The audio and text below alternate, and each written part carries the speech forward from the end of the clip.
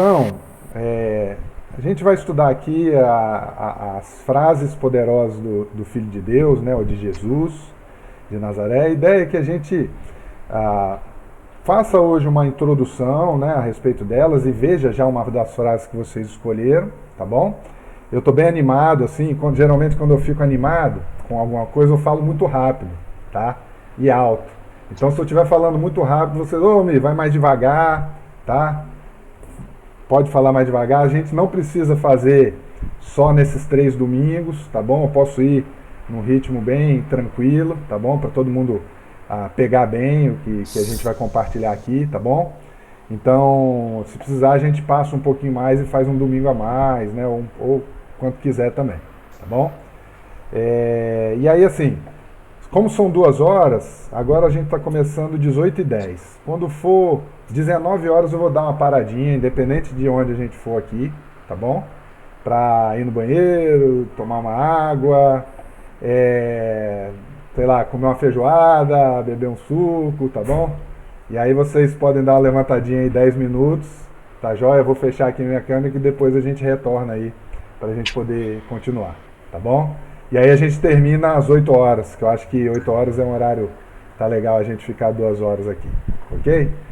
Então vamos começar com uma oração e a gente comentar aqui juntos aqui o que a gente vai estar estudando juntos, tá bom? Então vou começar aqui orando. Nosso Deus, nosso Pai de amor e de bondade, nós queremos te louvar e te agradecer porque o Senhor é bom, porque o Senhor nos ama e queremos te pedir em especial no começo desta noite, pela amiga da Claudete, que está internada, que está adoentada. Lembramos da sua vida aqui, Pai, pedimos que o Senhor esteja agindo nessa internação, com os médicos, toda a equipe, que os seus anjos acampem naquele lugar, Pai.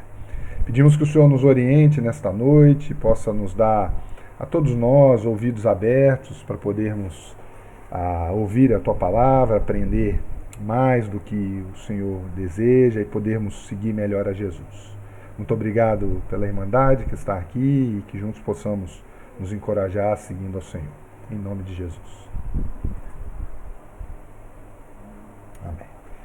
Então, quando a gente pensa aqui, né, nas frases poderosas do Filho de Deus, a gente está pensando no seguinte, a gente tem essa foto aí de Jesus, né, ensinando, mas a gente está pensando aqui, na verdade, em provérbios, tá?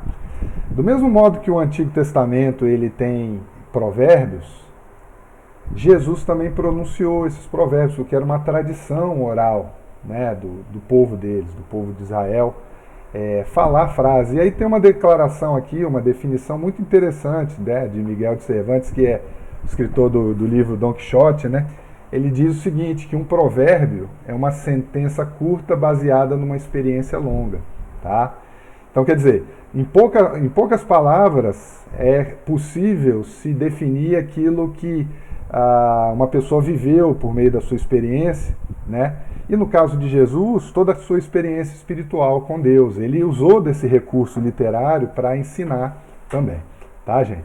Então é disso que a gente vai falar, desses provérbios, dessas frases que Jesus, num momento ou outro, né, vocês já puderam ver algumas aí que Jesus pronunciou e fizeram a escolha aí daquelas que vocês gostariam da gente estudar juntos aqui, né?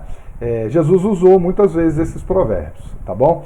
Gente, eu não estou vendo vocês aqui, mas se assim, quem quiser comentar, abre, como a gente fez hoje de manhã, tá? Abra seu microfone e aí fala ao mic, aí eu vou voltar lá para a tela para a gente poder se ver, tá bom? Então é essa a ideia que a gente vai comentar aqui, tá bom? Dos provérbios de Jesus, tá bom? Então aqui, o que a gente tem de objetivo? Almir, Né? só uma dúvida. Pode falar, Eric. Almir, você está gravando? Tô gravando. Ah, não, tá bom, porque não estava aparecendo o microfonezinho, achei que não tivesse. Tá Tô ok, sim, eu tô usando beleza. um outro, porque essa minha versão aqui, ela não grava. Tô usando um outro software, tá bom? Para poder gravar aqui. Mas tô gravando sim, ok? Então, qual que é a ideia, assim? Todo mundo, professor, sabe que, assim, você tem objetivos, né, de aprendizagem e mais do que uma aula, né? O objetivo aqui não é formar ninguém para ser teólogo, nada. mas que a gente possa ser um discípulo autêntico de Jesus, tá? Então acho que de maneira geral é essa a ideia. Mas o que a gente deseja aqui? Tá? Primeiro que a gente possa conhecer, né, os principais provérbios de Jesus, tá? Dentro aqui daqueles que vocês fizeram a escolha, tá bom? São 5. Se precisar a gente passa um pouquinho mais, tá? E aí assim, a gente vai notar que esses provérbios eles têm uma organização, né, literária neles, tá? A gente vai comentar isso hoje. E que a partir do momento que você tem essa percepção, você começa a reconhecer isso no texto bíblico, tá? E aí você vai começar a perceber que esses provérbios, onde eles estão presentes na sua própria leitura bíblica, tá? Como consequência disso, a gente espera que isso te ajude a amadurecer espiritualmente, tá? Ser um discípulo de Jesus melhor, né? Como eu também, né? Claro que quem está ensinando também está aprendendo, né? Na verdade, até a neurociência fala isso, que quando você ensina, você está aprendendo até mais, inclusive, do que escutando, tá? Então, assim, para que você possa compreender bem o texto, né? E que você possa fazer uma boa aplicação pessoal para sua vida, né? Condizente, né, com o texto, tá bom?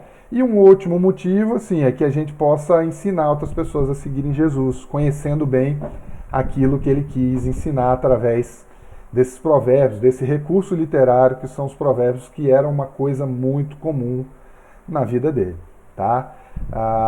Então, assim, vamos voltar um pouco para a conversa que a gente teve hoje, né? Pensar aí no Espírito Santo. Hoje na reunião nós vimos isso, né? Que Paulo, ele usou da linguagem necessária para aquele povo lá daquela cidade de Listra e Derbe, né? Onde aconteceu aquela situação, para comunicar algo com eles. A mesma coisa Jesus. Tá? Jesus usou toda a tradição que já era comum no Antigo Testamento também para comunicar seus princípios espirituais. Tá bom? Então, aqui, eu acho que é importante dar crédito, assim, né? Até porque isso, assim, não é uma coisa minha, né? Eu não tenho, assim, capacidade de desenvolver isso por mim mesmo, mas eu aprendi de outras pessoas, tá? Então, através dessas leituras, e eu queria assim indicar para quem puder ler todos esses livros, tá? Quem já leu, vale a pena ler de novo. Mas esse aqui, ó, onde eu estou passando o mouse, é o livro principal que a gente está usando, vai usar, que chama Provérbios do Homem-Deus, tá? Que depois acabou se transformando, tem outro nome, Provérbios de Jesus. Então, se você for procurar na internet, ou você procura Provérbios do Homem-Deus ou Provérbios de Jesus, tá? Que é exatamente de onde a gente está tirando a maior parte desse estudo, tá? Do nosso irmão Álvaro Pestana, tá bom? O segundo livro um pouquinho menos também do Álvaro, tá? Esse tem na internet, eu posso mandar para vocês, que é o livro As Parábolas de Jesus, ok? Tá? Que ele explica, né, assim, a organização das parábolas, os conceitos, e também ele pega algumas parábolas principais assim e faz um estudo, um esboço, né, de estudo delas também, tá? Esse livro aqui, ele é muito interessante. Esse autor já falecido, esse homem chamado Kenneth Bailey, é um homem que teve a oportunidade de viver por 60 anos no Oriente Médio, né, naquela região ali, Síria. Ele falou que morou desde a Síria, Israel, Jordânia até o Egito, se eu não me engano até um pouco mais, né, que aí já sai um pouco do Oriente Médio, mas vivendo ali naquela cultura rural. E segundo ele, a vida rural mudou muito pouco. Então essa oportunidade que ele teve de viver lá permitiu que ele percebesse várias questões da cultura deles que ajudam ele a entender melhor algumas questões que contém no Evangelho, que estão contidas no Evangelho, tá? Então ele escreveu esse livro As Parábolas de Lucas e ele dá assim um panorama cultural muito interessante. Super indico aí para quem puder, tá? Também ler, tá? É um livro, esse autor já é falecido, mas eu acho que vale muito a pena, né? Assim, até a linguagem é um pouco mais antiga, tal, mas eu acho que vale a pena.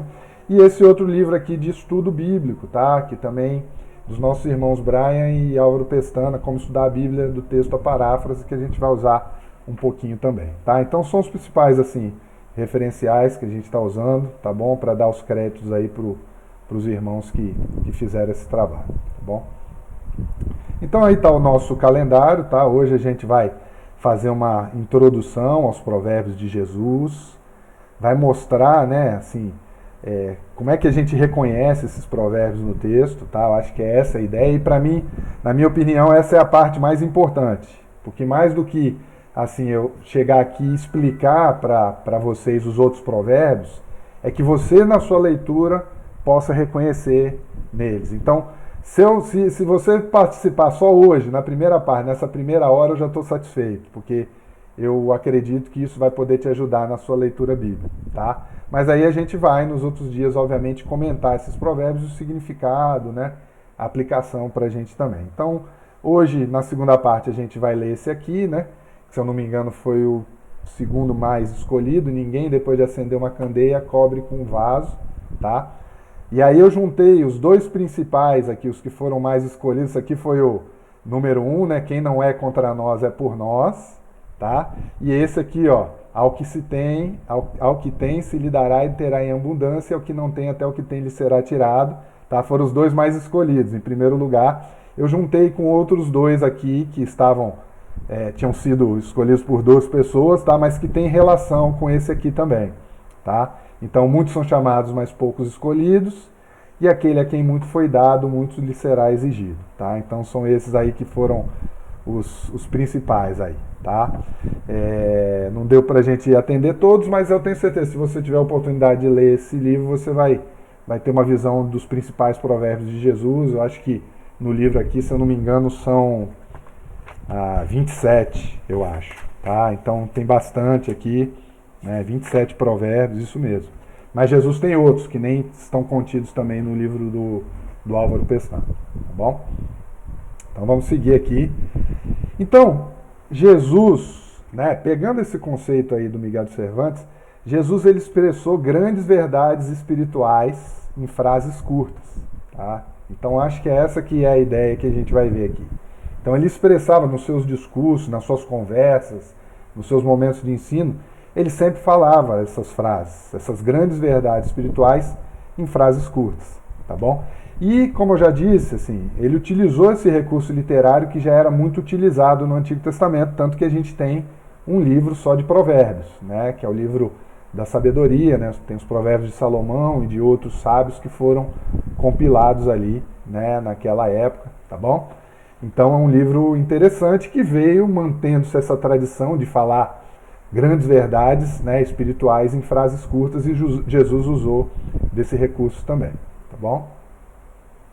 E aí, assim, a origem deles, né, nós podemos pensar no seguinte: alguns desses provérbios eles são originais, tá?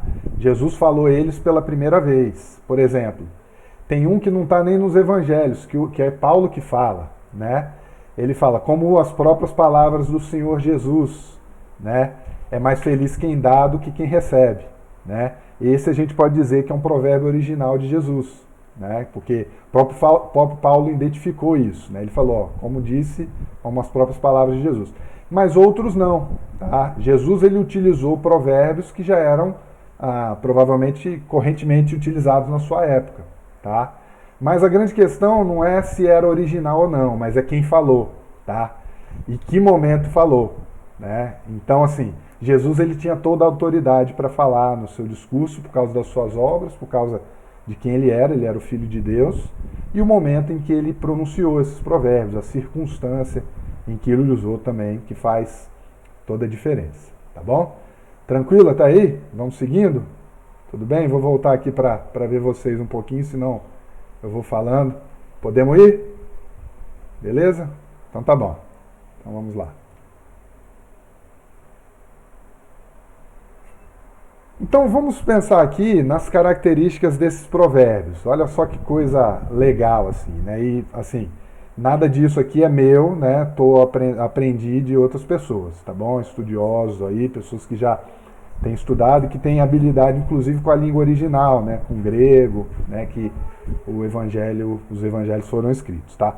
Então, primeira característica, tá? E assim, as características elas nem sempre acontecem em todos os provérbios, tá? Em alguns isso vai ficar mais claro, em outros não, tá bom? Então é importante falar isso. Que é a ideia a primeira característica, então, é a ideia do passivo, né? Passivo divino. O que é isso? Às vezes os provérbios eles vão estar organizados na voz passiva, né? Lá do português, né? Então, assim, por exemplo, ó, tá aqui: bem-aventurados os que choram, pois serão consolados, tá? E por que é divino? Porque está subentendido quem é que vai consolar, né? Serão consolados por quem? Por Deus, tá? Então, passivo divino. Então, tá na voz passiva e divino porque a gente vê que é Deus que está ali, né, agindo. Então, bem-aventurados que choram, pois serão consolados. Para aí o provérbio, mas a gente sabe quem é que vai dar a consolação, que é Deus, tá? Então, essa ideia é muito comum nos provérbios, tá bom? Bem-aventurados os que têm fome e sede de justiça, pois serão saciados por Deus, tá? Então, essa é uma característica interessante desse recurso literário que são os provérbios, tá? Outra questão é que eles são poesia, tá? Eles têm uma forma de poesia hebraica, tá? Que era a língua de Jesus. Que aí, na poesia hebraica, o que fica mais claro assim, tá? É uma ideia de paralelismo, duas linhas assim escritas em formato paralelo, mas é diferente do português, porque geralmente na nossa poesia a gente tem uma poesia que rima, que tem rima de sons, né? Lá na poesia hebraica a gente tem a poesia por ideias, tá? Isso é muito interessante. A gente vai ver daqui a pouco alguns exemplos como é que isso é organizado. Então, por exemplo, enquanto no português a gente tem, vamos pegar um exemplo de uma poesia, né, que a rima ela é feita por sons, né?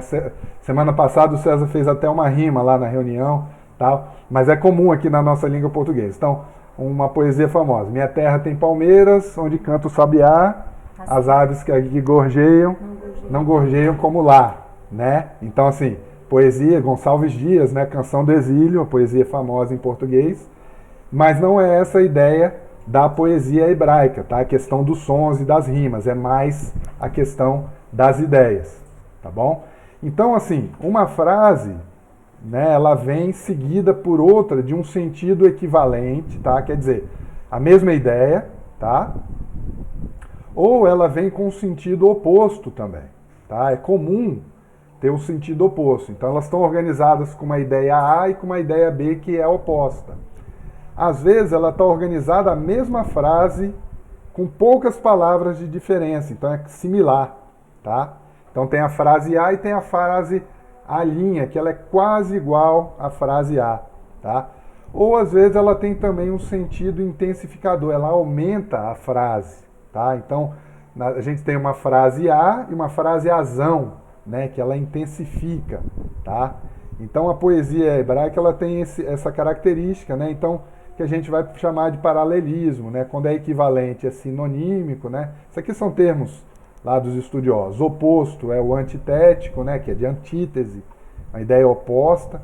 Quando ela é similar, ela é sintética, e quando ela é intensificadora, ela é ascendente, né? Então são as classificações lá que os estudiosos usam para falar.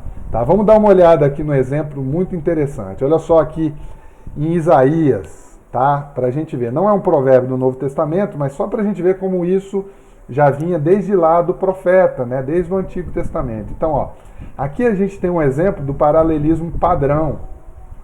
Nesse trecho aqui de Isaías 55, do 6 ao 11, nos versículos 6 e 7, olha que coisa interessante.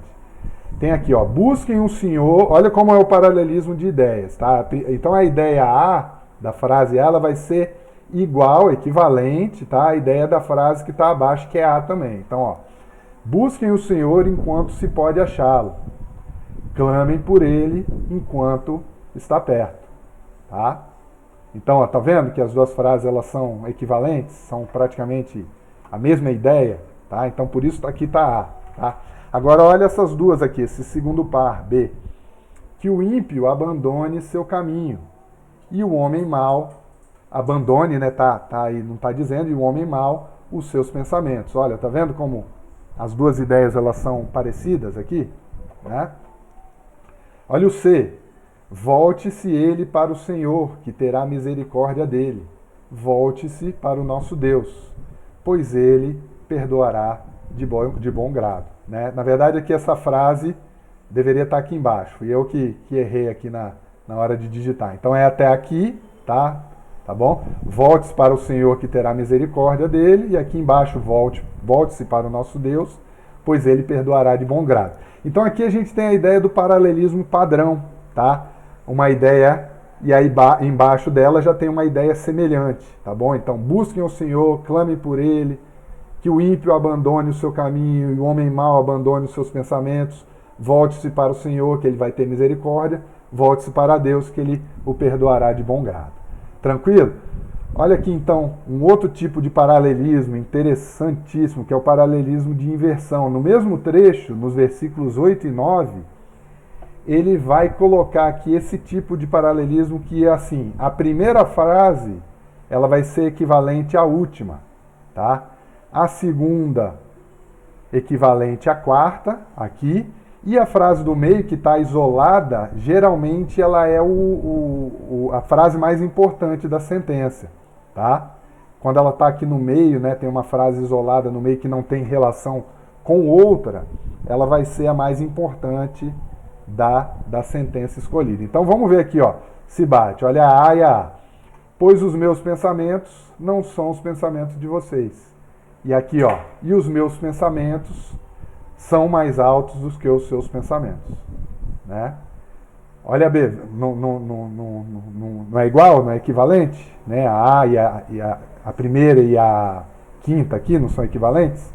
Olha aqui a frase B, segunda e quarta. Nem os seus caminhos são os meus caminhos, declara o Senhor. E aqui a quarta. Também os meus caminhos são mais altos do que os seus caminhos, né? E aqui no meio está a frase que está sozinha, né? Que é a frase mais importante. Assim como os céus são mais altos do que a terra, tá? Então aqui é o chamado paralelismo de inversão. Olha que coisa bonita e interessante, né? Então assim, Jesus ele usou, né, esse mesmo tipo de recurso, tá? Que já era usado no Antigo Testamento. Tem mais um exemplo aqui, olha só que interessante, que é o exemplo do degrau também. Nos versículos 10 e 11 desse trecho de Isaías. Olha que coisa legal. Assim como a chuva e a neve descem dos céus, olha aqui a frase A também da segunda, ó. Assim também ocorre com a palavra que sai da minha boca. E não voltam para ele sem regar em terra, né? Está relacionada à chuva e à neve, né? Ela não voltará para mim vazia, que está relacionada à palavra de Deus, né? Então aqui, olha a relação entre a frase A aqui desse primeiro grupo, né, de frases, né, com esse segundo grupo. Olha a frase B com a frase B aqui. Olha a C. E fazerem-na brotar e florescer, né?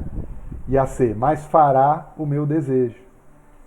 Né? São equivalentes, né? A consequência, né?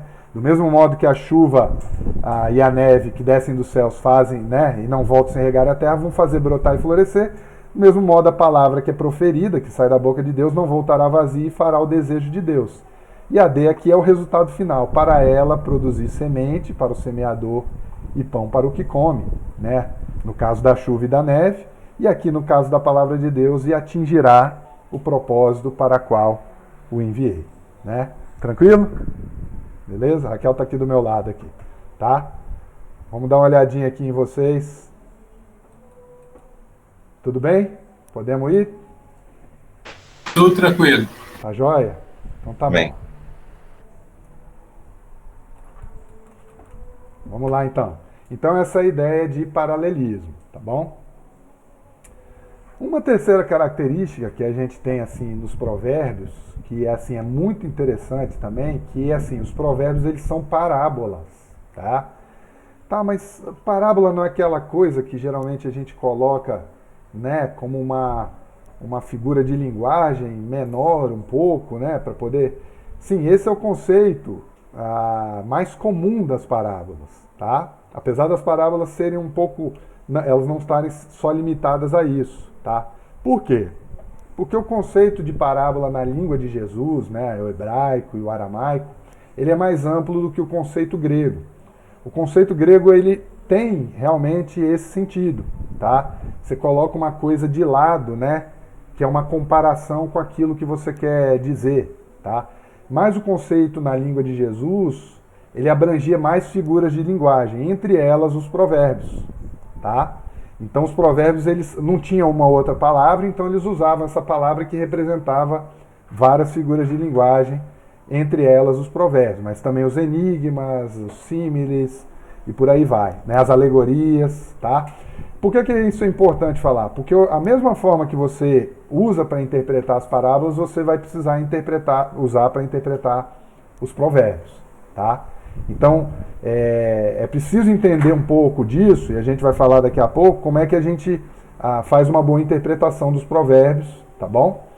Então, a ideia é essa, tá? Então, aqui, ó, a palavra parábola, em grego, ela significa parabolê, que tem esse sentido mais restrito, que é colocar de lado, né?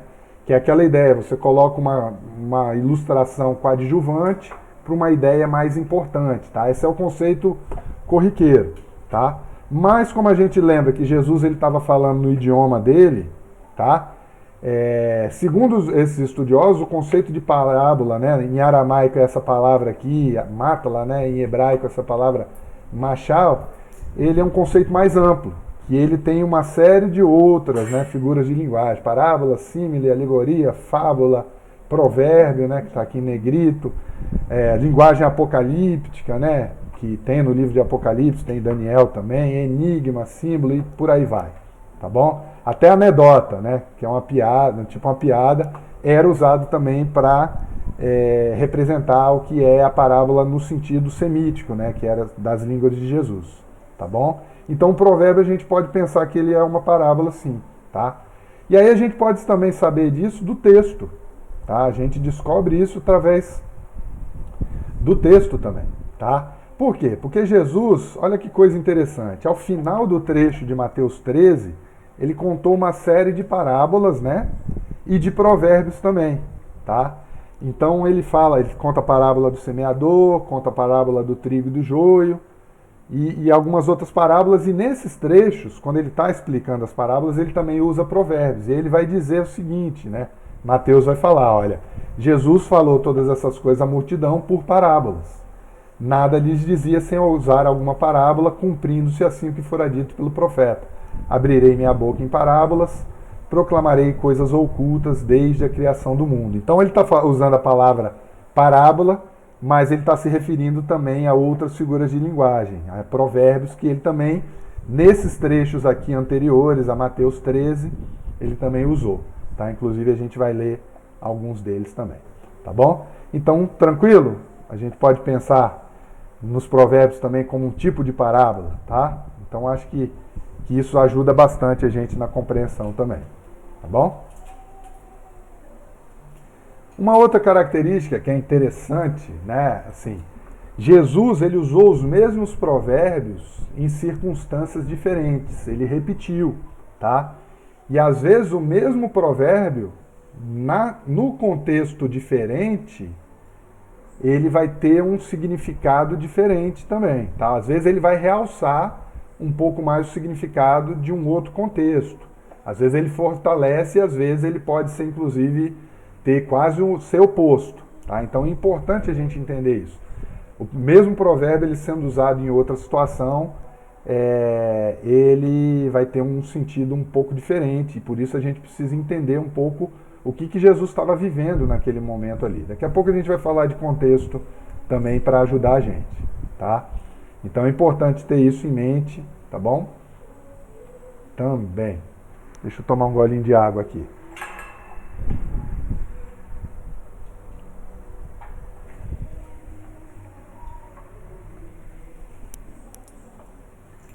Então, ó, olha aqui um exemplo de repetição interessante. Quem tem ouvidos para ouvir, ouça, né?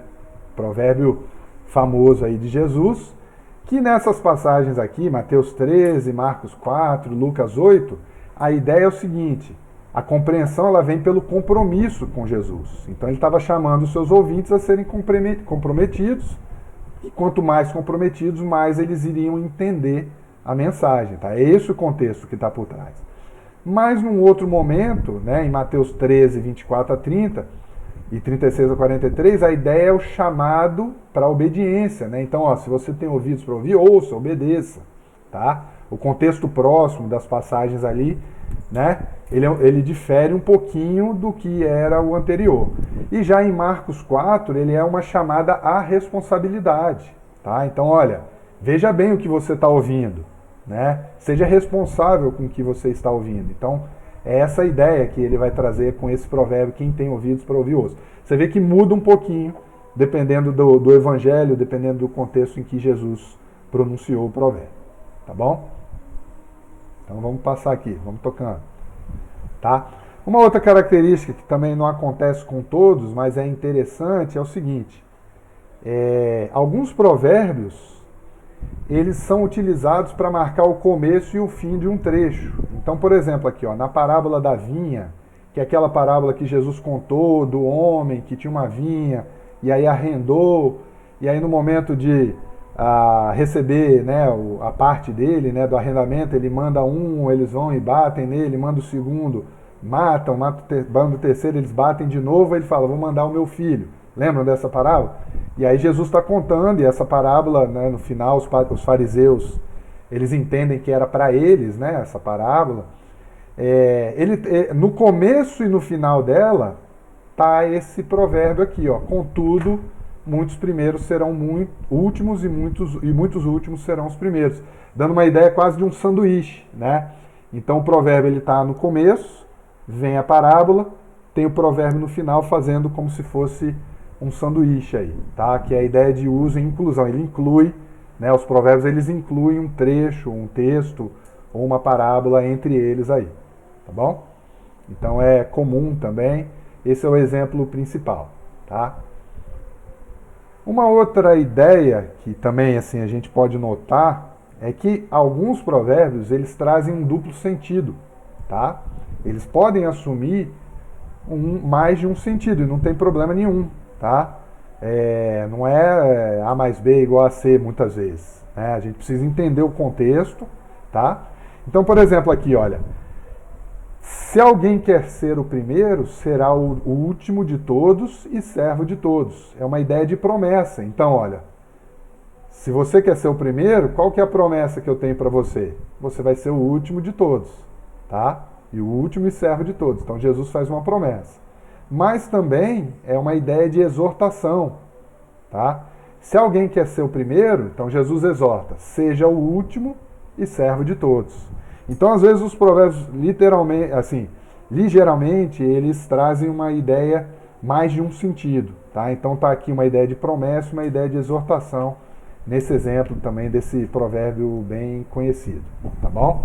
Então, é uma outra característica interessante também para a gente notar e perceber. Tranquilo? Seguimos? Vamos? Vamos sim. Vamos sim, então. Vamos lá. Olha só aqui outra coisa interessante também, que é a ideia que às vezes esses provérbios eles estão construídos nesse termo aqui que é chamado quiasmo ou quiasma, né? Que alguns estudiosos eles deram, né, o nome por causa da letra grega ki, né? Se pronuncia ki, né? Chi, né? Que escreve, mas é ki, que ela tem um formato de um X, né? Essa letra grega, que é a letra para Christos, né? Quando vai falar de Christos, né? Para nós ela parece um X, mas ela tem um som de Q, né? De Q ou de um C, né? Então é Christos, né? Que ela tem esse formato. Então, alguns desses autores, eles vão falar que o tipo de paralelismo de inversão, na verdade, eles vão chamar de quiasmo. Por quê?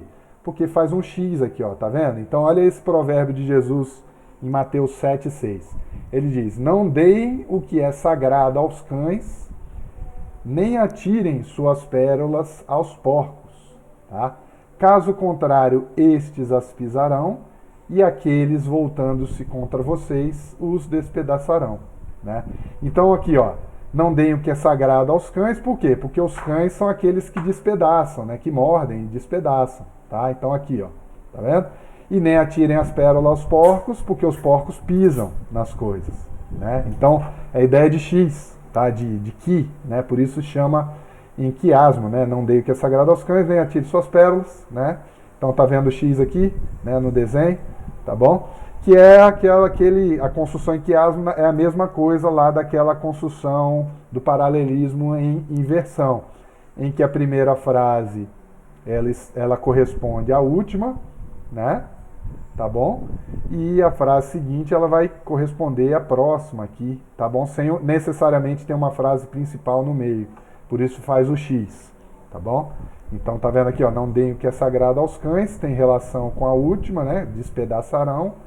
E aqui nem atire suas pérolas aos porcos, que traz a ideia de pisarão, tá bom?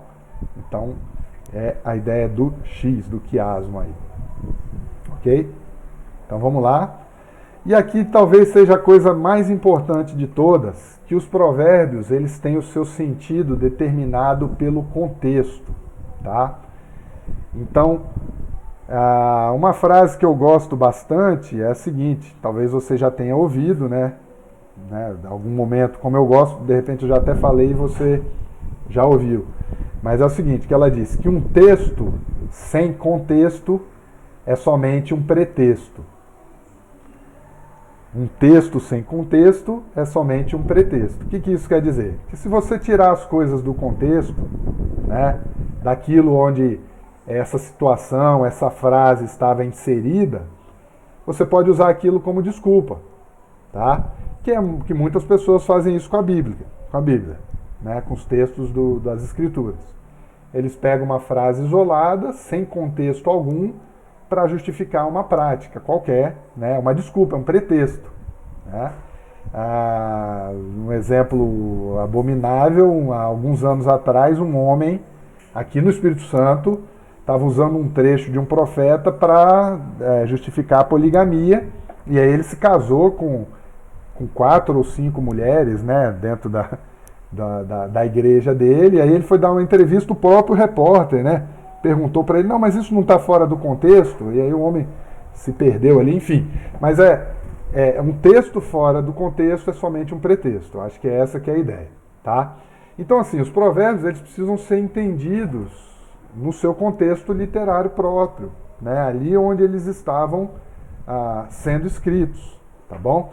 E aí a gente precisa entender, né? Faltou aqui a letra C, acabei me enganando, que tem pelo menos assim 3 camadas de contexto que a gente precisa levar em consideração, né? Que é a ideia da cena dentro da cena. Então, por exemplo, o provérbio ele tem um contexto mais restrito, que é aquele contexto cultural ali, tá? Então esse provérbio ele era falado num contexto próprio, cultural, onde as pessoas daquela época teriam mais facilidade de entender do que nós hoje, que estamos 2000 anos depois, né, mais de 2000 anos, e somos ocidentais, não somos do campo, né?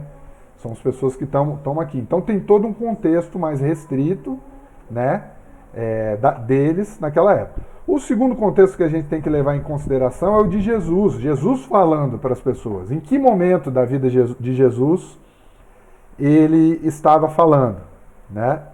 Em que situação ali ele estava usando para falar e usar aquele provérbio que aquele pessoal daquela cultura compreendia, tá? Então é o de Jesus. E o terceiro já é o do evangelista. Por quê? Porque o evangelista ele faz uma tradução, tá? Então, às vezes, da língua original de Jesus para a língua que era a língua universal daquela época, que era o grego. Você precisa entender de grego? Claro que não. Você só precisa olhar o texto de maneira mais ampla. Tirando só do versículo, você lê, né, de uma maneira um pouco mais ampliada, tentando entender em que momento ali, o que o evangelista está querendo dizer, né, dentro do ministério de Jesus, e por isso é um contexto um pouco mais amplo, tá? Então, é a ideia, assim, da gente pensar no contexto em 3 camadas. Uma mais interna, que é o do provérbio, uma mais ampla um pouco, que é o de Jesus falando, e uma mais aberta um pouco, que é o do evangelista, no momento que ele estava ali escrevendo, tá bom? Então, levar em consideração o contexto faz toda a diferença para a gente tentar entender o que estava no texto. Gente, já há algum tempo eu tenho defendido isso com quem eu converso. Eu acho que assim, a gente precisa tentar, em alguns momentos, fazer a leitura mínima, cada vez menos assim, fora a leitura só de versículo, mas tentar ler os livros como narrativas completas, na sequência. Então, se você vai ler uma epístola, que é uma carta, né, é interessante você tentar ler ela corrido, né, um texto todo, não levando em consideração os versículos, porque aí a gente começa a ampliar um pouco a nossa visão para aquilo que estava ali. Né? Quando a gente pega só versículo, penso eu que a gente começa a fragmentar muito. E aí a gente tem uma dificuldade de entender o que o escritor, né, no caso, quem estava falando, estava querendo dizer para aquelas pessoas. Eu gosto muito, e aí assim indico também para vocês, dessa Bíblia aqui, tá? Se vocês estiverem vendo, é uma Bíblia que saiu, a Sociedade Bíblica do Brasil, né, SBB, não, da SBB, Sociedade Bíblica do Brasil, ela lançou essa versão, o Livro dos Livros, tá? Que é uma edição literária da Bíblia, que ela não tem nem capítulo nem versículo. Olha só que coisa interessante, né? Então vou abrir aqui, ó, por exemplo, eu estou aqui no Evangelho de Lucas, né? Se vocês conseguirem ver, não tem nem capítulo e nem versículo, que é como foi escrito no começo, tá? Então é bem interessante assim de você fazer essa leitura dessa forma, porque ela modifica a forma de você imaginar e pensar o que estava sendo dito por Jesus. Então eu particularmente gosto bastante, porque isso amplia, te ajuda a ver melhor o contexto e fragmenta menos as ideias, tá? E aí a gente minimamente se aproxima assim da forma como eles leram ou ouviram, né? Porque o Evangelho ele foi escrito de forma corrida, né? Os capítulos e os títulos dos capítulos são coisas bem posteriores, né? 1000 anos depois, os versículos são de 500 anos atrás, né? Então não é lá do começo. Então, entendo eu, né? Eu tenho conversado com algumas pessoas que essa leitura, às vezes, direta, ela ajuda muito a gente a entender melhor o contexto dos textos também. Mas os versículos, eles não são um problema, assim. Eles ajudam a gente a encontrar aquilo que a gente quer também, tá bom? Mas é só assim, se a gente quiser aprofundar e quiser entender melhor o que estava sendo dito, eu acho que ajuda bastante, tá? Então, uma sugestão, próxima vez que você for ler uma carta, né? Então, né, lê aí a carta de maneira corrida, eu acho que vai ser bem interessante, tá bom? Sugestão para você. Ok? E essa última característica, assim, eu não li em nenhum lugar, mas eu percebi, eu acabei tirando isso como conclusão pessoal também, que nem sempre os provérbios, eles trazem, assim, uma lição moral, né? Jesus, quando ele queria falar de uma coisa de moralidade, de ética cristã, né? De vida cristã, ele falava diretamente, né? E, né, se você ler no Sermão do Monte, ele vai dizer, olha, se você olhar para uma mulher e desejar, você está cometendo adultério. Não tem coisa mais direta do que isso, né? Então, quando ele queria dar uma lição nesse sentido, ele era direto. E os provérbios, né, as lições proverbiais, elas nem sempre trazem preceitos morais, assim, porque elas expressam lições mais amplas. Em alguns casos, elas podem até escandalizar, tá? Como é esse provérbio que a gente vai estudar, né? Ao que tem será dado mais, e ao que não tem, até o que tem será tirado, né? Que para a gente hoje, ocidental, né, fala muito aí de desigualdade social, né? Puxa, Jesus então concordava com a desigualdade, quer dizer, você pega o que tem e dá mais para ele, tira até o que tem daquele que não tem nada, né? Para ficar com menos ainda, não. Jesus usou isso em determinado contexto, né? Para expressar uma lição espiritual mais ampla, tá bom? Então ele não estava ali falando de dividir, né? Quando ele foi falar de dividir, de dar, né, para os pobres, ele foi direto, né? Ele falou, olha, quando vocês derem, vocês estão dando para mim, né? Quando vocês forem visitar, vocês estão me visitando, né? Como se estivesse me visitando. Então, é preciso ter isso em mente também, né? Porque a gente é ocidental, está aqui hoje, está em outro contexto, né? E aí a gente pode ter esse problema, né? Até para explicar para outras pessoas que estão começando a ler o Evangelho, né? Já tive isso aqui em casa também, né? Começa a conversar aqui com as meninas. Mas então Jesus está falando isso? Não, vamos lá, a gente está no Ocidente, 2000 anos depois, né? Jesus era um camponês, um homem do campo, que vivia lá na Palestina, na época dele, né? Então, assim, era outro contexto e ele estava usando de uma outra forma, tá bom? Beleza? Comentário, gente. Tá indo beleza? Tudo bem? Beleza. Tudo beleza. Eu sei que você não está vendo a gente, mas estamos todos aqui. Todo mundo acordado, prestando atenção. Prestando bastante. Podemos Tá, joia. Só um comentário.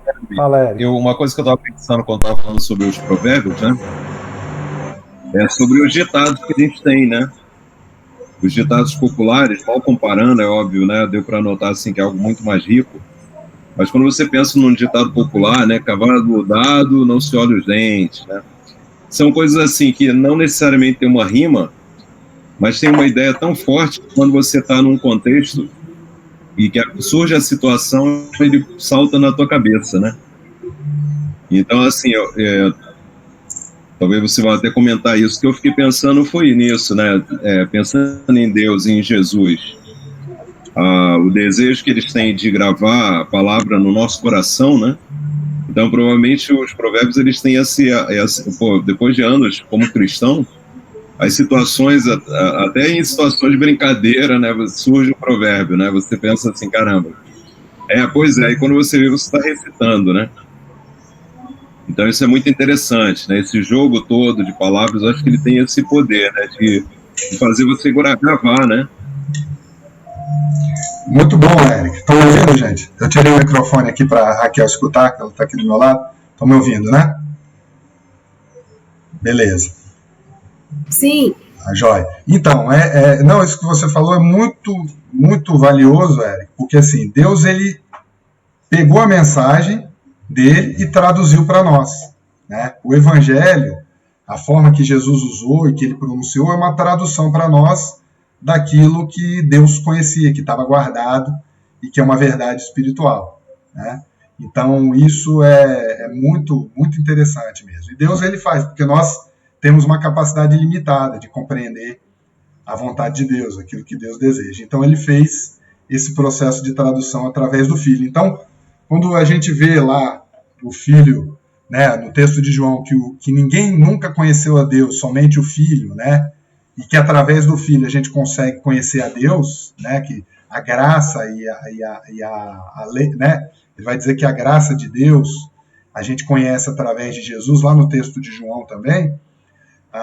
É isso, é Deus traduzindo para nós aquilo que nós não temos capacidade de compreender, né? Então, eu acho que isso que você comentou é muito importante, muito valioso mesmo. Eu acho que é essa a ideia, porque fica mais fácil para a gente entender. Hoje, Jesus usando esses provérbios, a gente tem um pouquinho de dificuldade, a gente precisa, mas graças a Deus aí que tiveram irmãos aí que foram fazendo esse trabalho de tradução para nos ajudar a gente a entender um pouquinho mais da cultura, e a gente aqui acaba depois reproduzindo isso para mais gente. Tá bom? Então, vamos continuar mais um pouquinho. Rapidamente aqui, a gente continuar, a gente para às 7 horas, tá bom? E vai beber uma água, comer um lanche aí, tá bom? Então aqui, ó, alguns princípios interessantes assim para a gente interpretar os provérbios de Jesus, que eles são os mesmos para a gente interpretar as parábolas de Jesus, tá bom? Isso está lá no livro do Álvaro, né, 2010, que eu acho que é interessante trazer aqui. Que é o seguinte, nós nunca devemos ocidentalizar um provérbio, querer trazê-lo para a nossa cultura, tá? Então, isso é por isso que muitas vezes a gente erra. Então, a gente precisa primeiro tentar voltar, tentar buscar, entender um pouquinho mais o que eles estavam dizendo na cultura deles, tá? Para poder fazer uma boa contextualização, uma boa compreensão do que é um provérbio de Jesus, tá? Então, tomar cuidado com a ocidentalização, que é muito comum, tá? A gente tentar trazer para o que a gente tem hoje, tá? Lembra, Jesus ele falou em outro contexto que é diferente do nosso. Uma outra ideia é a ideia de alegorizar. O que é uma alegoria? Uma alegoria são símbolos, né? Você querer pegar no provérbio qualquer detalhezinho, né? Eu já vi isso também nas parábolas. Você ficar tentando pegar lá nas parábolas qualquer detalhe dela e tentar dar uma explicação espiritual para qualquer detalhe. E, na verdade, Jesus ele não quis dar uma explicação espiritual. Quando ele quis fazer isso, ele próprio explicou, que é no caso da parábola do semeador e do trigo e do joio. Tá? Ele falou, então, a semente, é a palavra de Deus, né? O passarinho é como se fosse Satanás, que vai lá e rouba a semente no solo duro, que é aquele coração duro. Então Jesus mesmo explicou, quando ele quis botar um símbolo. E a gente não pode fazer isso, ficar tentando pegar os detalhes que Jesus não explicou, né, e tentar fazer uma alegoria, usando essa ideia de símbolo. Tá? Na parábola do trigo e do joio, ele fez a mesma coisa, mas em outras parábolas ele não vai fazer. Tá? Então, tomar um cuidado com os provérbios também, que os princípios são o mesmo. Tá? Que também está errado, depois eu corrijo. Não, um provérbio é um provérbio. Tá bom? E aí, aquela ideia que a gente já falou, né, que nós devemos enquadrar os provérbios em todos os seus contextos. Tá bom? Então, assim, lembrar daqueles 3 contextos, fazendo a leitura de um texto, né, corrido, assim, a gente consegue imaginar melhor qual era a cena que Jesus estava vivendo, qual o momento ali do evangelho que o evangelista, né, João, Marcos, Mateus, Lucas, estavam escrevendo, né, para a gente poder fazer uma boa aplicação daquilo. Né? E lembrando que uma boa leitura bíblica, ela nunca vai ser assim, substituída por outros livros. Né? Então, com a própria Bíblia, você consegue identificar esses contextos. Esses livros de cultura, essas coisas, eles ajudam a gente. Tá? E a gente tenta, na medida do possível, compartilhar e ver aquilo que realmente faz sentido ou não. Tá? Mas com a própria leitura bíblica, a gente consegue entender os contextos também. Tá? Então, acho que vale a pena. Eu acho que é só mesmo mudar a forma de ler. Parar de ler somente versículos, né, isolados, para tentar fazer uma leitura mais integral do texto, eu diria assim. Tá bom? Então aqui tem os princípios de interpretação. Esse livro, eu não vou falar muito sobre isso, mas esse livro ele é interessante, ele mostra como é que você faz a interpretação desde o texto até fazer uma paráfrase, que é escrever com as suas próprias palavras. Tá? Então você passa pelo contexto, pelas palavras, ideias e a paráfrase depois. Para quem quer aprender a interpretar a Bíblia por si só, é uma boa recomendação aí. Tá bom? Então vamos para o intervalo. Vai pensando nisso aqui, tá? Que eu acho que é essa ideia que o Érico, inclusive, já trouxe aí. Tá bom? Se Deus resolvesse enviar o seu filho pela primeira vez nessa época e entre nós, né, hoje, né, e entre nós, né, aqui no Brasil, no Panamá, né, nas nossas culturas, né, que linguagem, né, Jesus usaria para se comunicar conosco? Né? Então, assim, vamos supor, né, obviamente que é uma suposição, porque agora Jesus vai voltar só a segunda vez para nos levar. Mas se fosse a primeira vez e ele fosse estabelecer o ministério dele nessa época e entre nós, qual a linguagem que ele usaria? Tá? É só para a gente pensar mesmo, assim, não precisa responder, tá bom? E aí a gente vai lá pro intervalinho, tá bom? Vamos então agora, são 7h02, 7h12, a gente volta, beleza?